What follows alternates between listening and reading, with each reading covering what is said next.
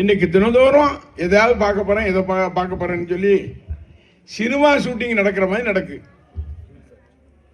Reels reels தெரியுமா யாருக்காவது? எல்லாரும் தெரியுமா? அந்த ரீல்ஸ் தான் விட்டுக்கிட்டு இருக்காங்க. இப்ப 5ஆம் தேதி சட்டமன்றம் கூடுது, பட்ஜெட் கூட்டத்தொடர் 5, 6. அதற்கு பின்பு சட்டமன்றத்தில் கூட்டத்தொடர் நடக்கும்.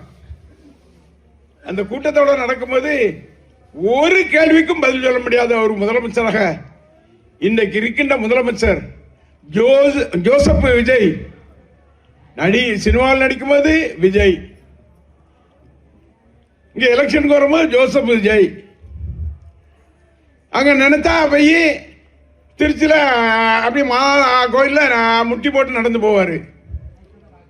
அந்த எலெக்ஷன் முடிஞ்சிட்டுனா உடனே திருச்செந்தூர்ல வேலை தூக்கிட்டு நிற்பாரு. இவர் எம்ஜிஆர் போல இருக்கணும்னு சொல்லி அங்கே மூகாம்பிகை கோயிலுக்கு போய் எம்ஜிஆர் போனார்னா அவரு ஒரு மாமன், அவருக்கு ஏழைகளை நேசித்த மாமன்னன்.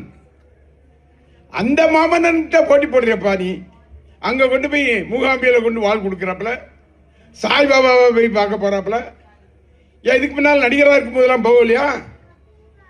அப்பெல்லாம் உங்களுக்கு கண்ணு தெரியலையா? இன்னைக்கு தான் கண்ணு தெரியுதா நடிக்கணும்னு? அந்த வகையில் எந்த வகையிலாவது நடித்து எல்லாரையும் ஏமாற்றி ஓட்டு வாங்குவதற்கு மட்டும்தான் குறியாக இருக்க வேண்டும் என்ற வகையில் இன்றைக்கு தமிழகத்தின் முதலமைச்சராக பெரும் மதிப்புக்குரிய ஜோசப் விஜய் அவர்கள் திகழ்ந்து வருகிறார்கள்.